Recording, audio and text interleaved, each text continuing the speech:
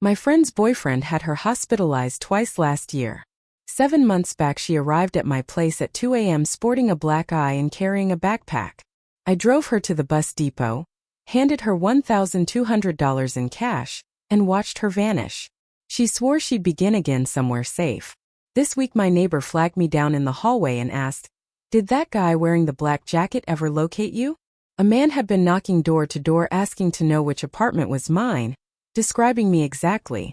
Have you ever had a moment where your entire world just tilts on its axis, and you realize everything you thought was safe is actually hanging by a thread?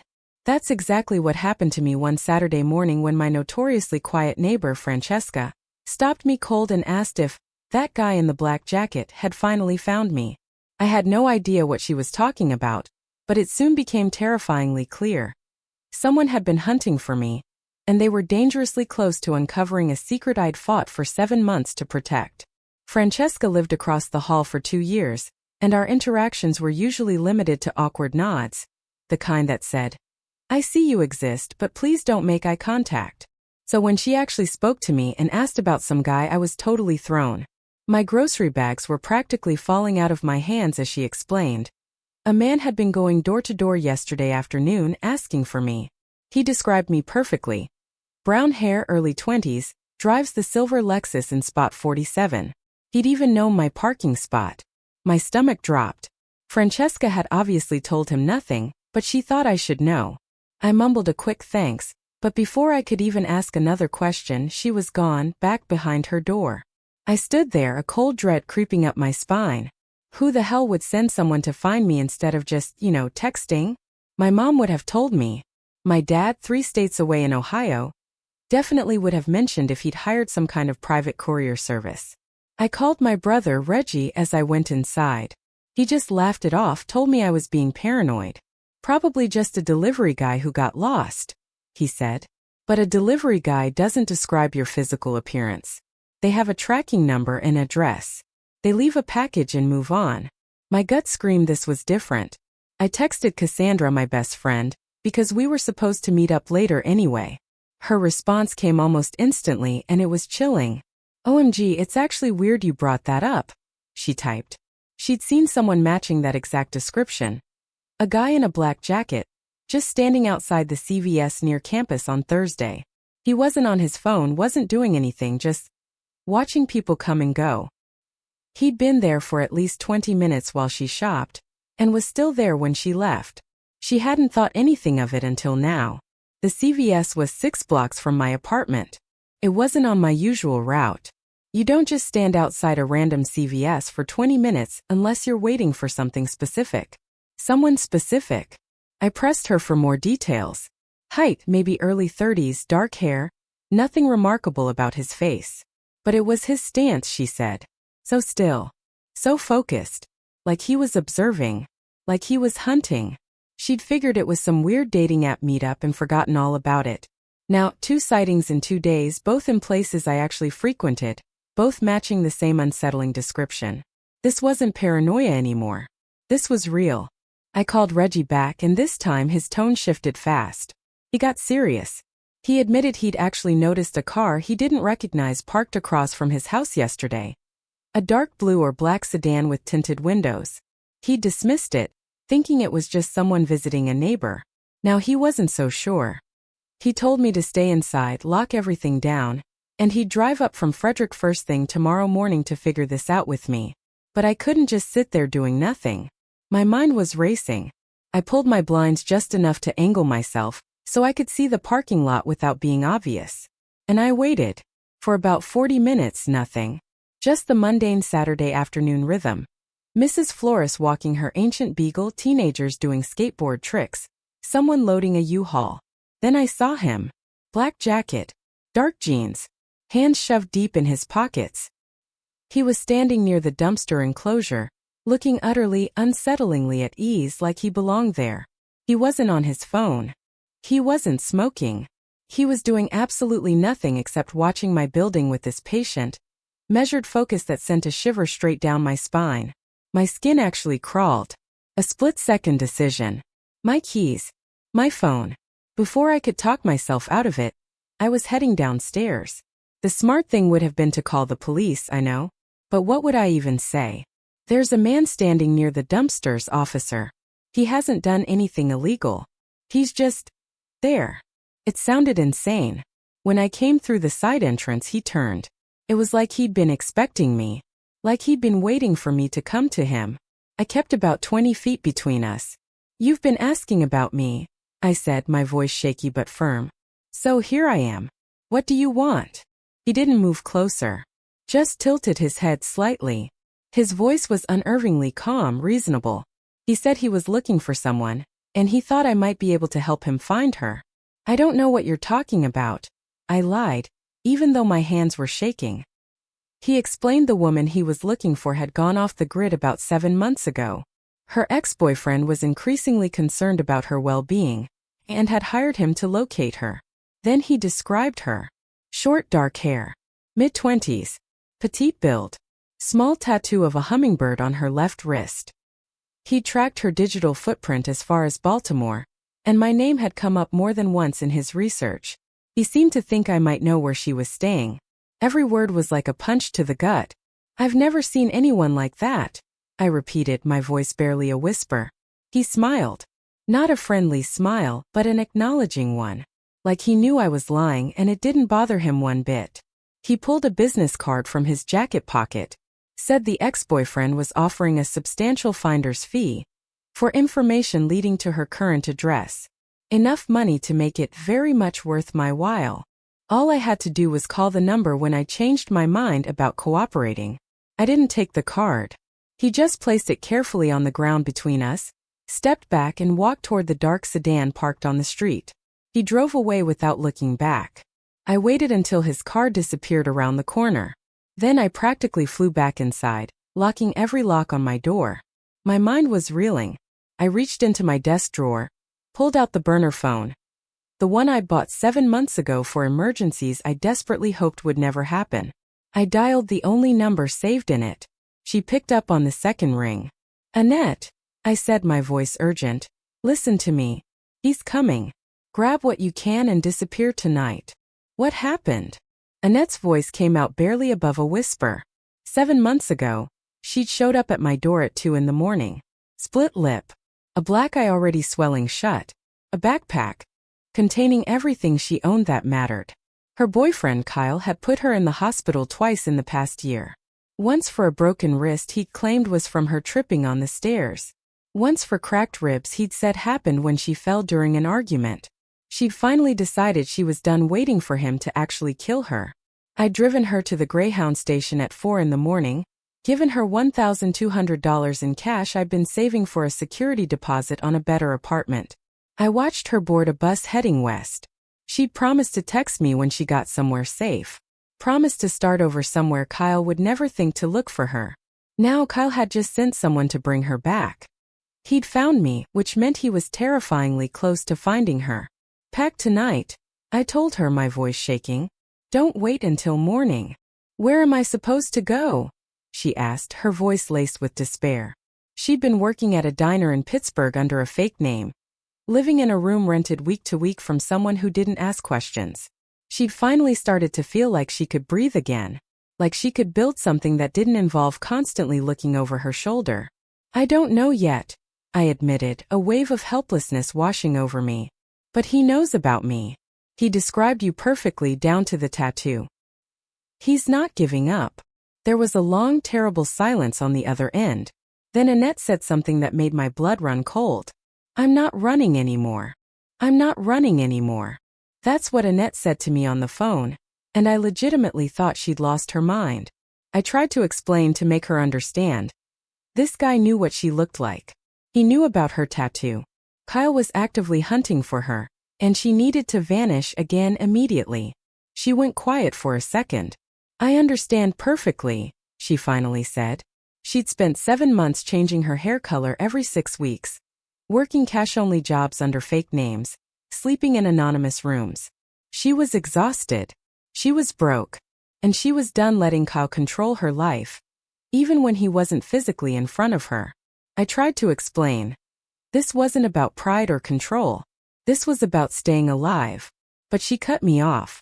She was already on the road, she said. Left Pittsburgh 2 hours ago. She'd be at my apartment by midnight. Midnight? My heart hammered against my ribs.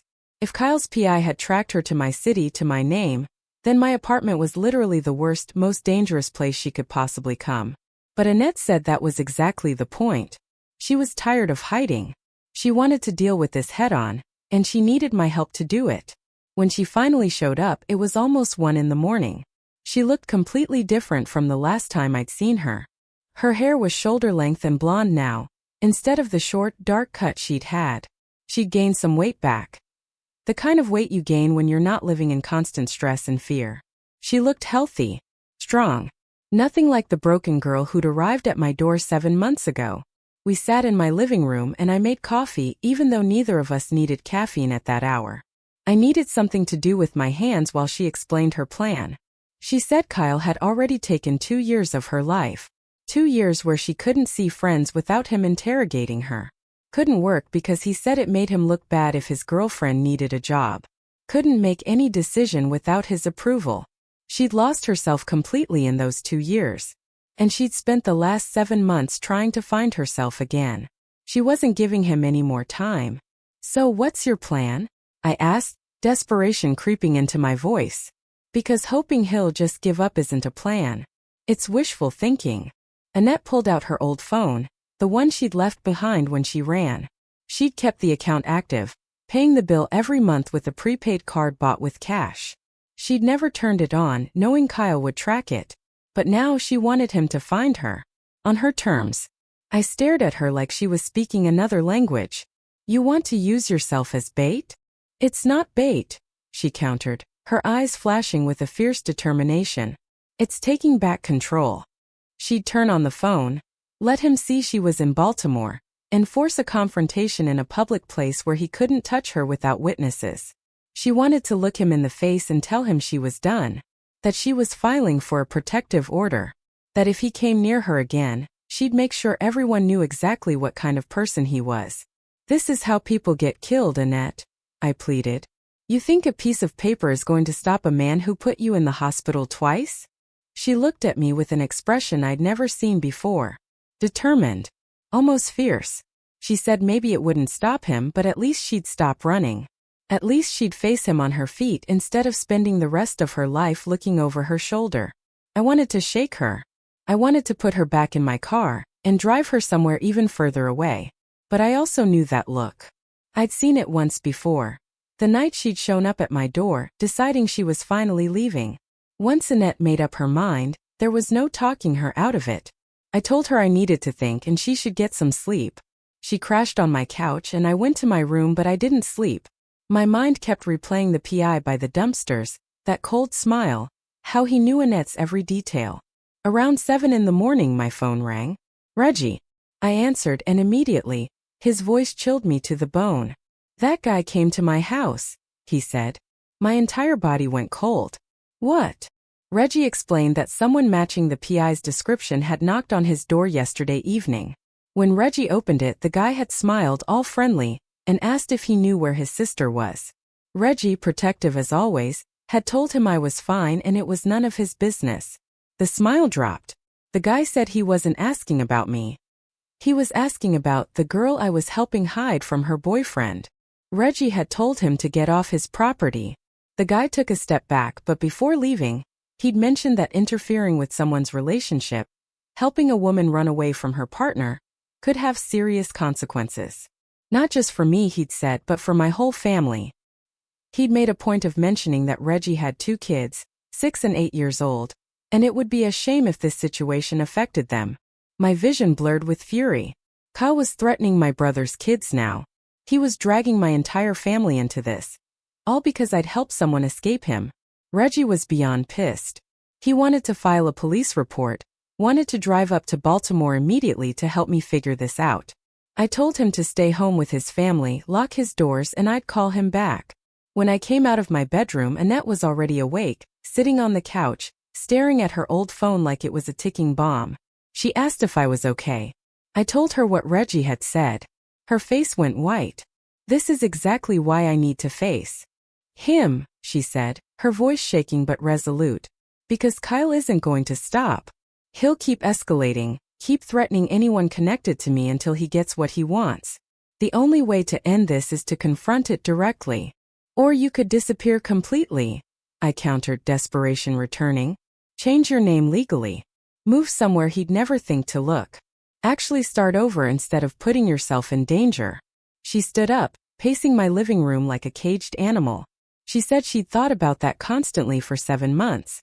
But running forever meant never using her real name. Never having a real job with benefits or a future. Never reconnecting with her own family. Because Kyle had convinced them she was unstable and dramatic. It meant living half a life indefinitely. She was done with that. Before I could respond, Cassandra showed up. I texted her the night before about Annette being here. And she'd taken the morning off work. When she walked in and saw both of us, she immediately asked what happened because apparently we both looked like we'd been through a war. I explained everything. The PI at my building, him going to Reggie's house, Annette's insane plan to turn on her phone and force a confrontation with Kyle. Cassandra sat down heavily on my couch and asked if Annette had lost her mind. Finally, someone with sense, I muttered. But then Cassandra surprised me. She asked what Annette was planning exactly. Not whether she should do it, but how. Annette explained. Public place. Lots of people, security cameras, witnesses. She'd tell him face to face that she was filing for a protective order. And if he continued harassing her or anyone connected to her, she'd go to the police with everything. Photos of her injuries. Hospital records. Witness statements from neighbors. You kept evidence? Cassandra asked, her eyes wide. Annette nodded. She'd been documenting things for the last year of their relationship. Not because she planned to leave, but because Kyle had convinced her she was crazy, and she'd needed proof that she wasn't imagining how bad things were. She had photos on an old laptop at her mom's house. Medical records. Text messages where Kyle had apologized after hurting her. So you do have leverage, Cassandra said slowly. I interrupted, practically yelling. It doesn't matter how much evidence she has if Kyle shows up and kills her in a parking lot. This isn't a legal negotiation. This is a dangerous man who doesn't follow normal rules. Cassandra looked at me, then at Annette. That's exactly why we need to be there with her, she said, her voice firm. Not to fight Kyle physically, but to be witnesses. To record everything. To make sure he can't do anything without it being documented and seen. I asked, my jaw dropping. Obviously, she said, a determined glint in her eye. I'm not letting Annette do this alone. If she's set on confronting Kyle, then we need to make sure it happens as safely as possible. Public location, multiple witnesses, phones ready to record and call 911 if needed. I looked back and forth between them, feeling like they'd both gone completely insane. This is the worst idea I've ever heard, I said, but even as the words left my mouth, I knew I wasn't going to let Annette do this alone either. She'd come to me 7 months ago because she'd had nowhere else to go. I'd helped her leave because it was the right thing to do. If she was determined to face Kyle now, I couldn't just abandon her. What followed was the most surreal planning session of my life. 3 women sitting around my coffee table on a Sunday morning, trying to figure out the safest way to confront an abusive ex-boyfriend. Cassandra pulled up her laptop and started researching Maryland protective order procedures. Annette made a list of every piece of evidence she had. I mostly sat there, my stomach churning, feeling like we were planning something that was going to get us all hurt. Or worse. Annette wanted to do it Tuesday. Give herself 1 day to prepare mentally, then turn on her phone Monday night and send Kyle a message with the time and location. Where? Cassandra asked. We debated this for almost an hour. The mall? Parking lot too isolated. A police station parking lot? Kyle might not show up. A restaurant? Too many innocent civilians who could get caught in the middle. Finally, Cassandra suggested the giant grocery store. Huge parking lot, constantly busy. Security cameras everywhere. A security guard usually visible near the entrance. Public enough that Kyle couldn't do anything unseen, but not so crowded that innocent people would be in immediate danger. Annette agreed. Tuesday at 3 o'clock in the afternoon. Middle of the day. Lots of shoppers coming and going. What are you even going to say to him? I asked. You can't just walk up and hand him legal papers. You don't even have them yet. She said she'd tell him the truth. that she was done running, that she was staying in Baltimore, that she was filing for a protective order, and if he contacted her again or came near her, she was going straight to the police with everything she had on him. She'd tell him to leave her alone and go back to Louisville. And you think he'll just agree? I asked, skepticism heavy in my voice. Annette looked at me, her gaze steady. No, she said. I think he'll be furious. I think he'll yell and make threats and try to intimidate me like he always does. But for the first time, I'll have witnesses. I'll have people standing next to me who saw exactly how he treated me. I'll have proof that I wasn't the crazy, dramatic girlfriend he always told me I was. Cassandra then asked if Annette's parents knew any of this. Annette's face hardened. Her parents hadn't spoken to her in almost 8 months. Kyle had called them after she left, told them she'd had some kind of breakdown, that she'd become unstable and violent, that he was worried about her mental health. Her mom had actually called her sister, asking if Annette had seemed off lately, if there was a history of mental illness in the family she didn't know about. This made me even more convinced this was a terrible idea. But Annette was set on it. She turned on her old phone Monday evening. We all sat in my living room holding our breath. Within minutes, the messages started coming through. Dozens of them. All from Kyle, sent over the past 7 months. The first few were worried. Annie, where are you? I'm scared something happened. Please just let me know you're okay. Then they got angry. You can't just disappear like this. We need to talk about what you did. You're being selfish and childish. Then manipulative. I know you're confused right now, but I forgive you. Come home and we'll work through this together. I miss you so much. The most recent ones from the past 2 weeks were different. Colder. I know you're in Baltimore. I know who you've been talking to. You can't hide from this forever. We will talk whether you want to or not. Annette's hands were shaking as she read through them. Then she opened a new message and typed, Giant on Reisterstown Road, Tuesday 3 p.m. Come alone and we'll talk. Don't come alone and I'm going to the police. She hit send before any of us could say anything. His response came through in less than 30 seconds.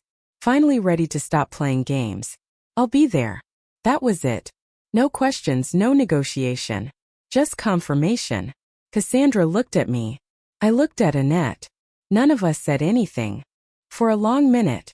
Then Annette turned off the phone again and said she needed to sleep. After she went to bed, Cassandra stayed for another hour. We sat in my kitchen whispering about how insane this was. How many ways it could go wrong. Whether we should try harder to talk Annette out of it. But we both knew she was doing it regardless of what we said. Cassandra asked if I'd told Reggie.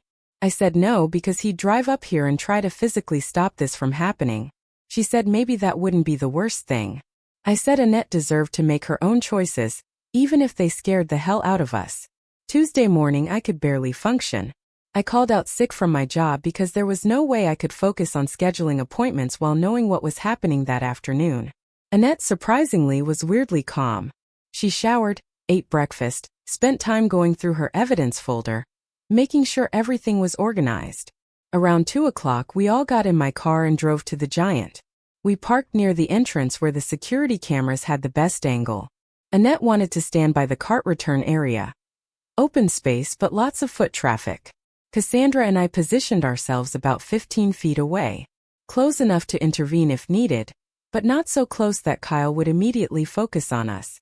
At 2:55, a dark blue sedan pulled into the parking lot. A different car from the one the PI had been driving, but I knew immediately it was Kyle. He parked 3 spaces away from us and sat in his car for a minute before getting out. And that's when I saw him for the first time. He looked so normal. Like someone you'd see at Target. Or waiting in line at Starbucks. Medium height, decent haircut, wearing jeans and a nice button-down shirt. He smiled when he saw Annette. Actually smiled like they were old friends meeting up for coffee. He walked right up to her and I swear to God he tried to hug her. Okay, so first, to everyone who said I should have called the cops before meeting Kyle, that we were idiots for doing this in a parking lot, that this was going to end badly, you were kind of right. But also, you don't understand what it's like when someone has controlled every aspect of your friend's life for years. Annette needed this confrontation. She needed to face him on her own terms for once. So Kyle tried to hug Annette, and she stepped back so fast she almost tripped. Don't touch me, she said. Loud enough that a woman loading groceries into her car nearby actually looked over at us. Kyle put his hands up like he was surrendering. That same friendly smile still plastered on his face. He said he just wanted to talk, that he'd been so worried about her, that he was glad she finally reached out so they could work through this like adults. The way he said it, so calm and reasonable, made my skin crawl because I knew what he was really like. Annette told him there was nothing to work through.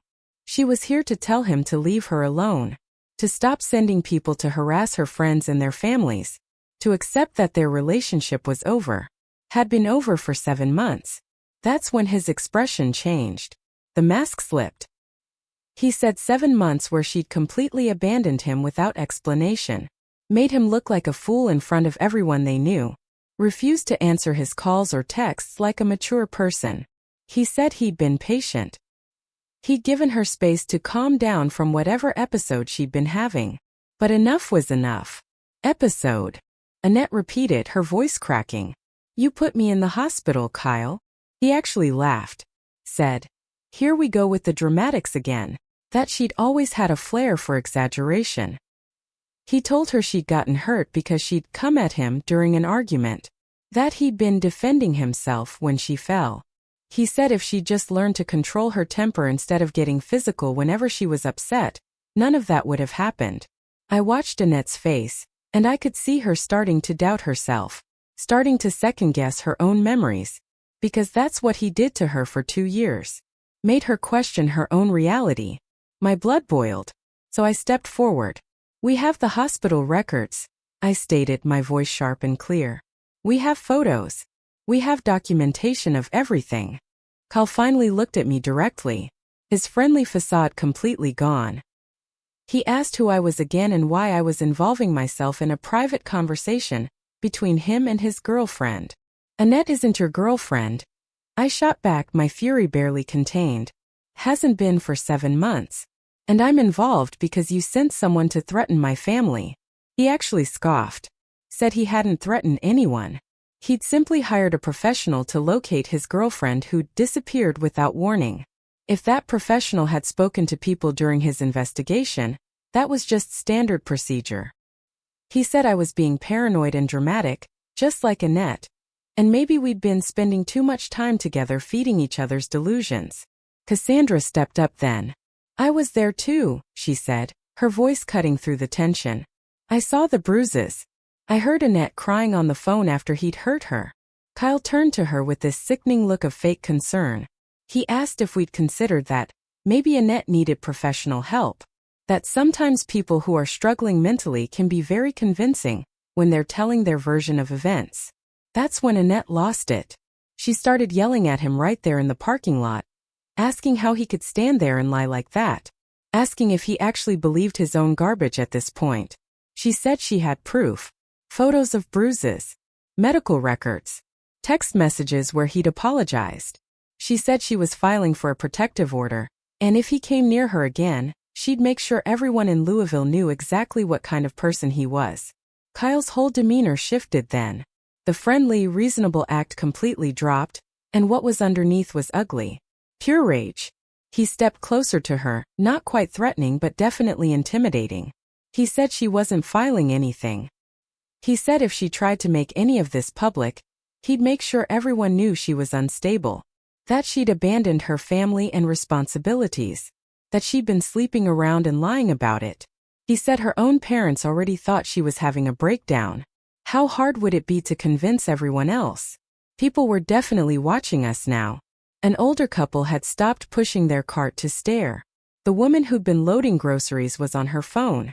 I couldn't tell if she was calling someone or just pretending not to eavesdrop. Annette didn't back down, though. Go ahead, she spat. Tell everyone whatever you want. She was done caring what people thought. Done letting him control her through fear and manipulation. She was done with all of it. Kyle grabbed her arm. We are going to go somewhere private and talk about this properly, he snarled. You're making a scene and embarrassing yourself. He started trying to pull her toward his car. I didn't even think. My body just reacted.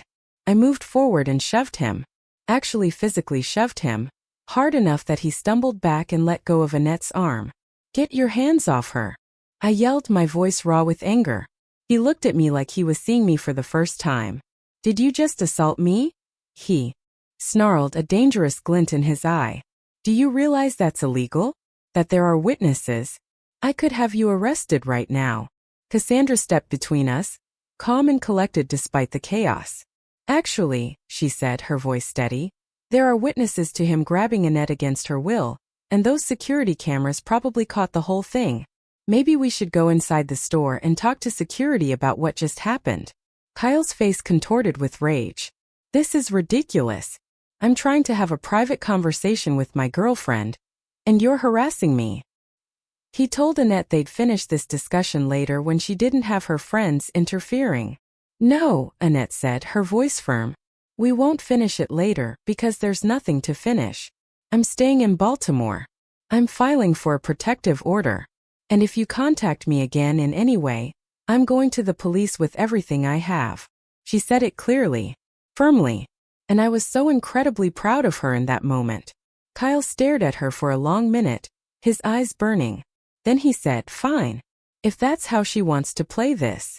He said she'd regret making an enemy out of him, that she had no idea what he was capable of when someone crossed him. He'd been nice so far, patient, understanding, but if she wanted to do this the hard way, they could do it the hard way. He got in his car and sped away.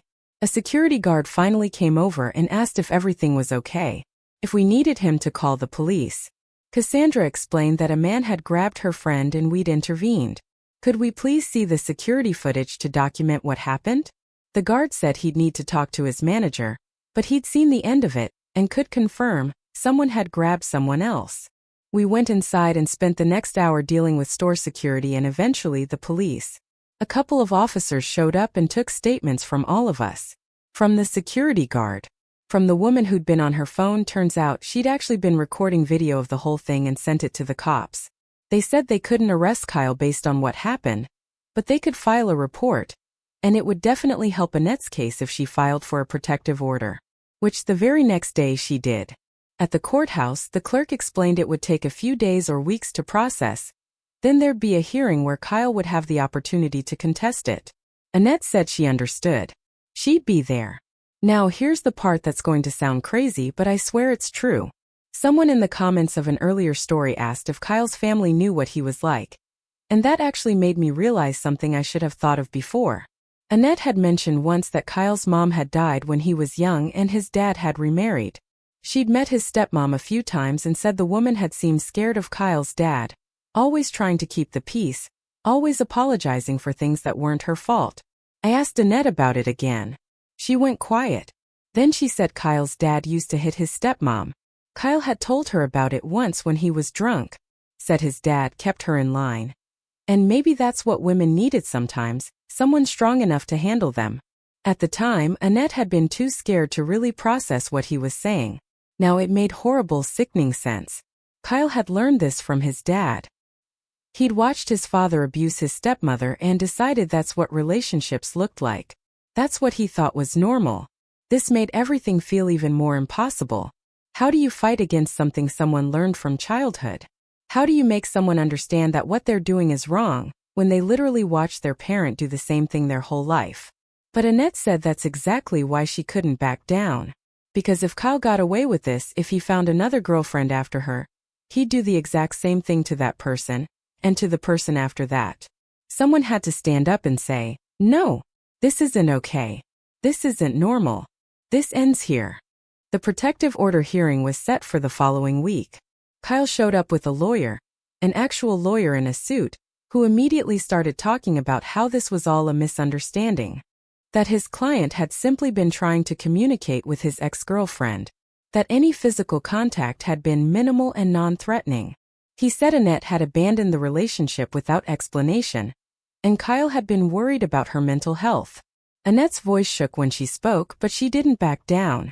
She told the judge about the hospital visits, about the bruises and broken bones, about the constant surveillance and control.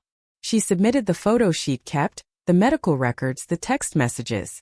She explained about the PI showing up at my apartment, about the threats made to my brother's family. Kyle sat there looking calm and reasonable the whole time. His lawyer kept objecting. kept trying to paint Annette as unstable and vindictive.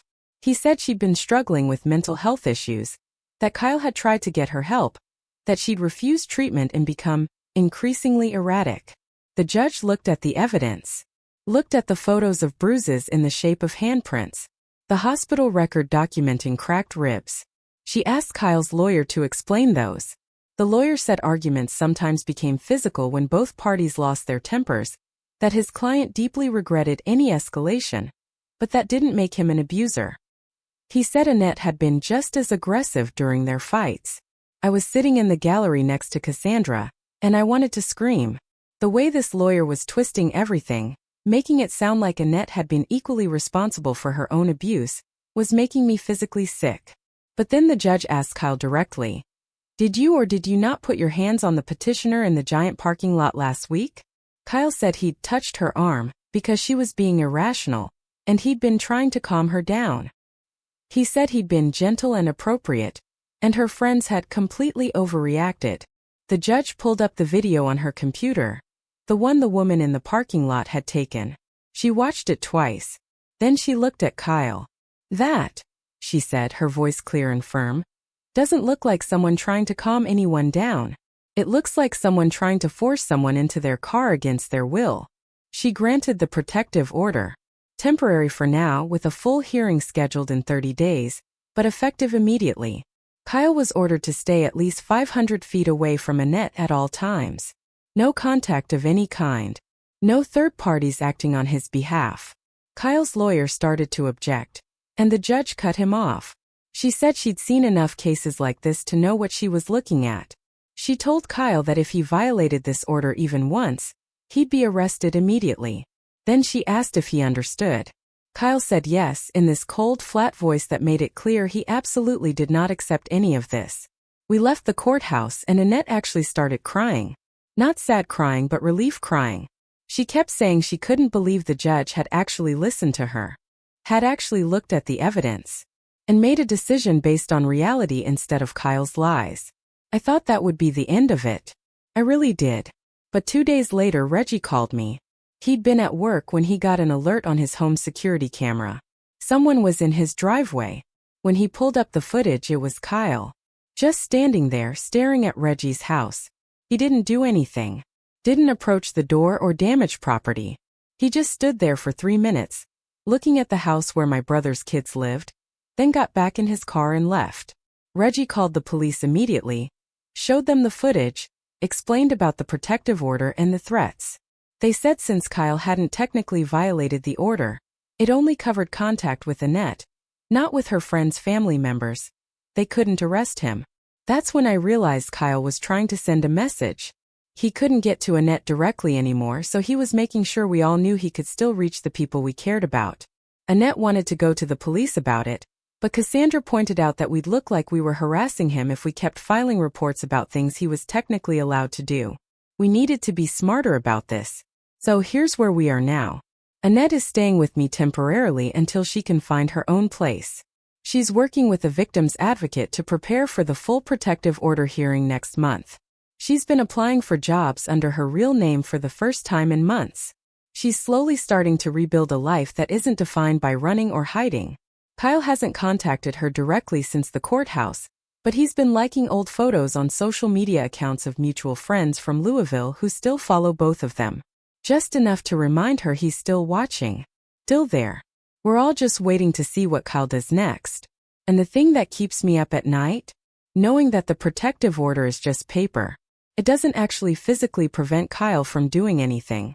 It just means he'll face consequences if he does. But consequences only matter if you're alive to see them enforced. Is it really over? Honestly, I don't know. I want to believe Kyle will eventually move on. Find someone else to obsess over, leave Annette alone. But I also know men like him don't just give up when they lose control of something they think belongs to them. What would you have done in our situation? Have you ever had to stand up to someone like Kyle, someone who manipulates and threatens to get what they want? Tell me what you think in the comments below. I really want to hear your thoughts.